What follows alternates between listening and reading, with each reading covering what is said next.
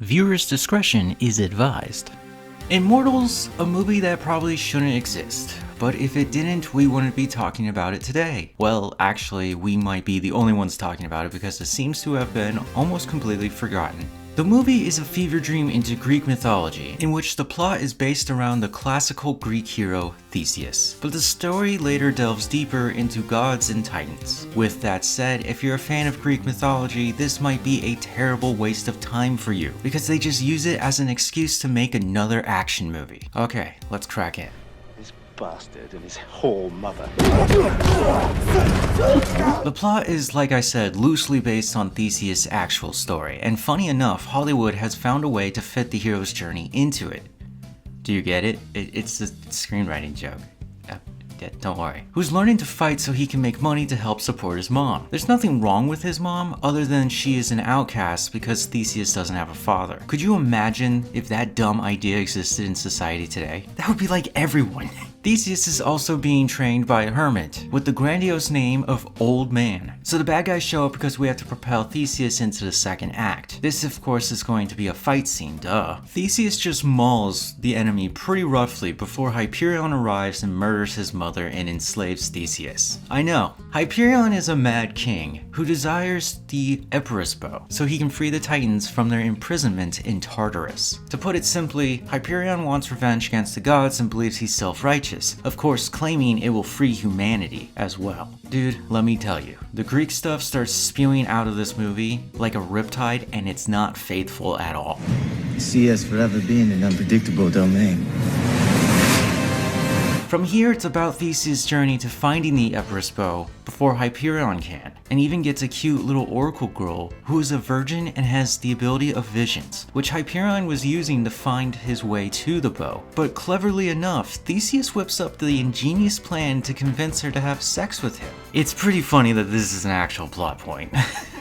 Theseus also fights the Minotaur from the myth, but sadly, it's a man dressed up with a bull helmet, not the cool chimera everyone wanted. Look, if you're gonna use this much CGI, just go all the way. What makes this movie stand out from everyone, not only in the category of Greek myth-based films, but the action genre as well, is that in the third act, our heroes epically fail. Hyperion frees the Titans, and then the gods arrive to battle it out. None of you will leave this place. This battle is fucking awesome. And so what the hell happened in this movie? What we find out is that Zeus and the gods are wickedly fast, smart, powerful, and they bleed lots of blood. As they're trying to contain the Titans, they're simply overrun because there's just too many of them. This is when Zeus pulls the plug and topples Tartarus, which by the way in this movie is a mountain, not the underworld. Which, why would you change that up? That changes nothing, except for you could have toppled the earth on top of it. Why would you make it a mountain? Why? Immortals is the movie that helped put Henry Cavill on the map, which led to his famous cameo in Deadpool and Wolverine. But his acting here is pretty much on par with his Clark Kent. He said his line, "Can he show more muscle?" The villain Hyperion is played by Mickey Rourke, who put way more effort into this character than he did back in Iron Man 2 playing Whiplash. I can get you a bird, I can get you 10 birds. I want my bird. Well, okay, nothing's impossible. So the character's name kind of got me jammed up, especially when I first watched this. I saw it in theaters, and I was like, Hyperion's the name of a Titan. And if you already have Titans in there, why would you make this one a human character, right? What I found out is that he's actually based on King Minos, and they gave him the name Hyperion because they thought it was cool. It's kind of like the stupid idea of Tartarus being a mountain. Yeah, I'm still not done with that. And just why would you change that? So yeah, they just named him something because they thought it sounded cool. And that was a lot of this movie. That was a lot of like why they didn't faithfully adapt it. Now, about Zeus and the Old Man. If you didn't catch it, the Old Man is Zeus. Uniquely in this film, we have two different actors playing the same guy. The Old Man is the late great John Hurt. He's been in a lot of movies, but the one we might all recognize him for is Elephant Man. While the much younger, hotter, more aggressive version is Luke Evans, which if I were to judge this casting, and that's kind of why we're doing this, I would say it's almost brilliant. These two men have talent and accents and can do completely different things from each other.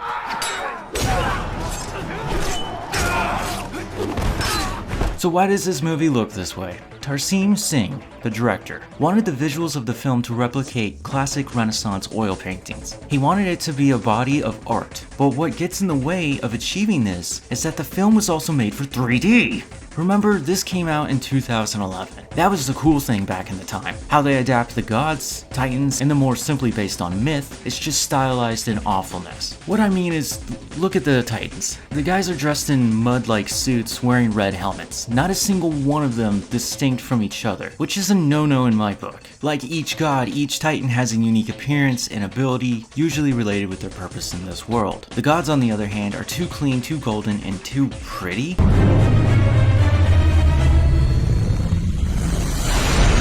This movie deserves a 2 out of 5 stars, because the plot is dumbly predictable to the last moment. You knew the gods were going to have to intervene, but to get wrecked in the last sequence is just too cool. I will elevate this rating to a 3 out of 5. If you love Greek mythology, maybe sit this one out. But if you want a fun Tuesday night movie because you have nothing to do, I give this one a hard rec. It's just hard to find. I had to go to Amazon Prime. The one thing about this movie I got held up on in my mind is the final shot, and it's intended to be this way. A small child looks up into the sky to learn of the battle of the gods has never concluded, and you see this bizarre shot of two armies just duking it out.